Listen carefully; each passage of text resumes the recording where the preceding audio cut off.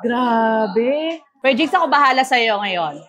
Wow. Here comes the airplane! Diba? Ano? Nagtataka lang ako. Yes? Sweet ka naman. Bakit kanya iniwan? Hello mga kasakol, for today's episode, meron tayong kadate na isang magandang babae. Kaya dito ko siya dinala sa Manong Barbs dahil nagkikrave daw siya sa barbecue, sa crispy pata, at the same time, gusto din daw niyang kumain ng halo-halo. Kaya tamang-tama dahil ang Manong Barbs po ay nagsiserve ng crispy pata, barbecue, may mga pansit din po, basta po lutong Pinoy, meron din po silang inasal, and meron po silang bagong bukas yung kanilang Manong Barbs halo-halo. Kaya kung gusto nyo pong matakam katulad nitong ating kadate, punta po kayo dito sa Manong Barbs at tikman po ninyo yung kanilang halo-halo and yung kanila pong mga pagkain dito. Open po sila ng 3 PM hanggang 10 PM. Yung halo-halo naman po ay nagbubukas ng alas 12 ng tanghali. Meron po silang break time na 3 to 4 and then nagko-close po sila ng 10 PM. At ang Manong Barbs po ay matatagpuan nyo sa Arnaldo Poblacion 7, General Trias, Cavite. Ang Manong Barbs ay na-establish noong 2014 and now ready na to become the next biggest fast food chain aligned with other food giant in the Philippines. At kung gusto nyo pong mag-franchise, open na po sila for franchise. Pwede po kayong mag-inquire or mag-email sa manongbarbspinoybarbecue@gmail.com. Kaya naman mga kasakol, kung ako sa inyo at gusto nyong mag-business ng katulad nito, wag na po kayong mag-create, mag-franchise na lang po kayo sa kanila. Teka po, kumakalam na yung tiyan ko. Kaya ano pang iniintay natin? Tara, sakula na. So, yun na nga mga kasakol. May kasama tayong magmumukbang ngayong araw na to. Siguro kilala nyo yan, si Ka-Plaster, si Miss Ava Mendez. Ayan. Hi everyone! Kamusta kayo? At ito po sa screen yung kanya pong FB page, TikTok, at saka po YouTube. Paki-follow po and paki-subscribe ang kanyang mga social media accounts. Pero bago po natin tikman ito o bago tayo magsimula ng magsakol, magdasal po muna tayo. Bless us, O Lord, in this day gift we are about to receive from thy bounty through Christ our Lord. Amen. Amen. Wow. Ano pang hinihintay natin, Miss Ava? Attack! Attack! Okay, I'm gonna try the barbecue. Okay. Tingnan natin kung paano sumubo ng barbecue si Ano Miss ba to? Ava. Ma-Alabiba Max? Try. Ma-Alabiba Max ba?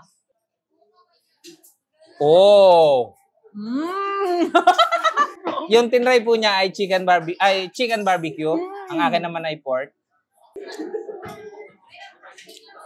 Cheers! Cheers! Unang subo para sa inyong mga kasakol.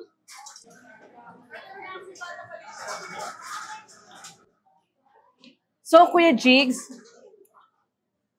dahil ang content mo puro lagi mukbang, i-share mo naman sa akin, bakit hindi ka tumataba? Unang-una, 1 meal a day lang ako. So, pag nagmukbang ako, yun na lang yung kain ko buong maghapon. Ay, grabe kung 1 meal a day ka, tapos araw-araw ka may mukbang, nakakaya mo yun? Malupit pala to si Kuya Jigs, no? Pag nagugutom ako, fruits ang kinakain ko. Fruits lang. Oo, para hindi masyado manaba talaga, no? Grabe, ang Correct. bongga. Ang ganda pa, ang sarap ng pagkain nila dito, ha? In fairness. Yung barbecue nila, malambot. Oo. Tamang-tama yung timpla. May konting tamis, Pinoy na Pinoy talaga yung lasa. Oo, sobrang sarap. Ang sarap ng pagkakatimpla and then especially yung sauce. Kaya, ang sarap. Tikman ko din yung chicken. Sige.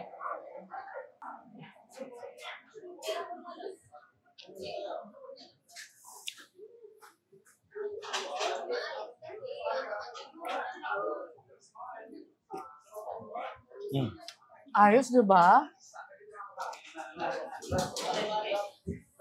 Parang ako yung Alabiba Max kung sumubo.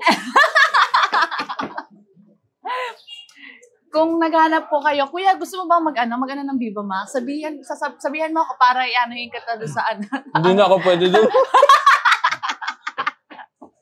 Overrated na ako. So ikaw, Kuya, dahil mahilig ka rin kumain, may mga food restriction ka ba? Or ano yung madalas mo na mumukbang? At ano yung mga naging favorite mo?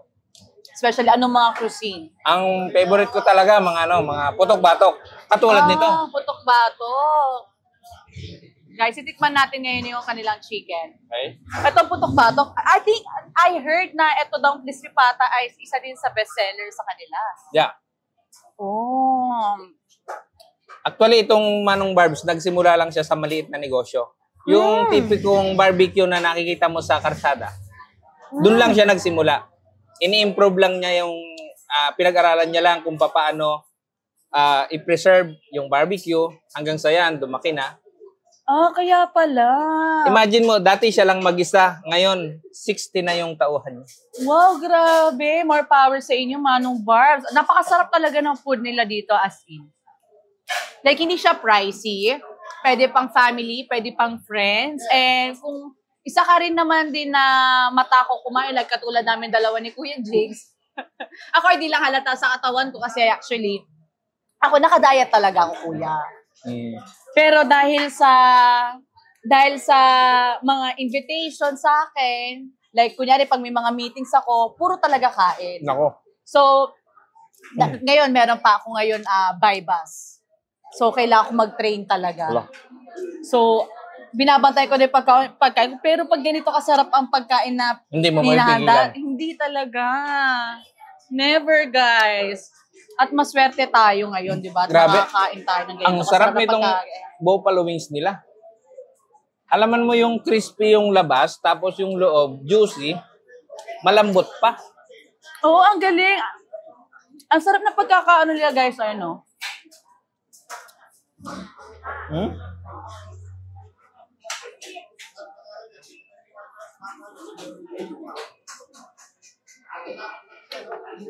Iba.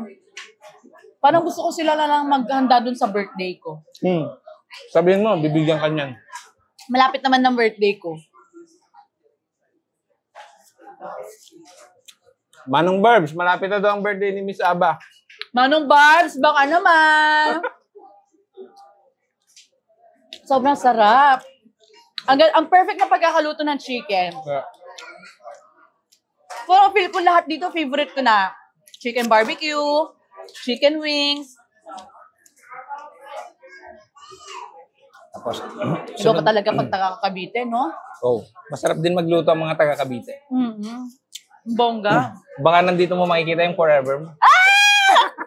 Gusto ba chismis, kuya? Sige nga. Anong chismis? Ang chismis ngayon? Wala, nananahimik na ako. Mas maganda yon. Kanya-kanya ng buhay. Oo, at saka kuya, masaya na ako kung anong menu ang meron man ako ngayon. And marami na ako mga tao nakilala sa buhay ko. And then, of course, ikaw, nakilala kita, nakapag-bonding tayo. And nandito tayo ngayon sa Manong Barbs. Makain tayo ng masasarap na pagkain. And hindi siya pricey, guys. Sobrang sarap talaga. Mura lang yung kanilang dito, pagkain. So, abangan nyo mga kasakol yung offer nila ngayong December. I-follow nyo po yung kanilang page. Ito po, nasa screen.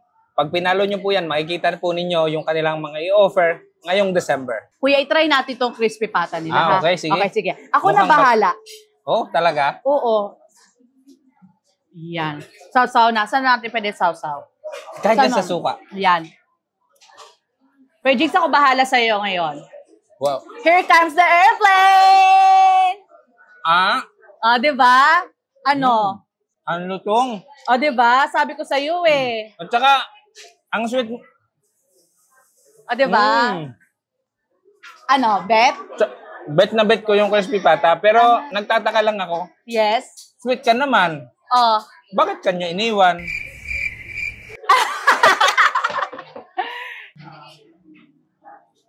Hindi. Actually, ganito talaga ako kumain ng crispy pata. Panoorin mo. Okay. Grabe. Ang lambot. Tignan mo, ang ganda ng pagkakaluto. Sobrang perfect. How they do that? Sobrang juicy ng loob, oh. Ang perfect. Mainit pa yan. Oo nga, umuusok pa nga, Grabe. At dahil dyan, cheers tayo, kuya. Cheers! Cheers, guys!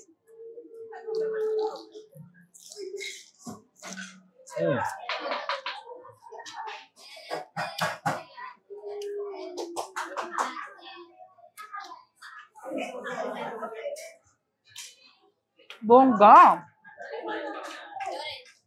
Top. Ang bongga. Ayan, guys. Medyo nanigas na siya. Ayan.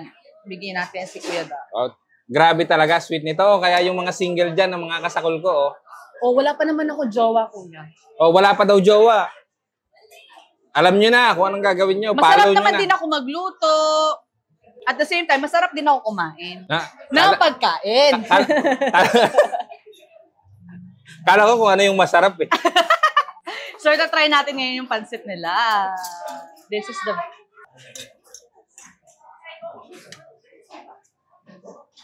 Wow! Ay, thank you, Kuya! Ay, ito mo na. Malaki. Nga. At ito na nga mga kasakol, i-enjoyin ko yung kasama ko. Yung pong mga food dito, kasama ko siyang kakain at uubusin po namin itong pagkain na nakahayin sa harap namin. Maraming salamat po. At sana po ay nag-enjoy kayo sa episode na to. Thank you again and marami pong salamat sa lahat ng nag-share na aking mga videos, sa akin pong FB followers, TikTok followers, YouTube subscribers, and silent viewers. Maraming salamat po. Bye!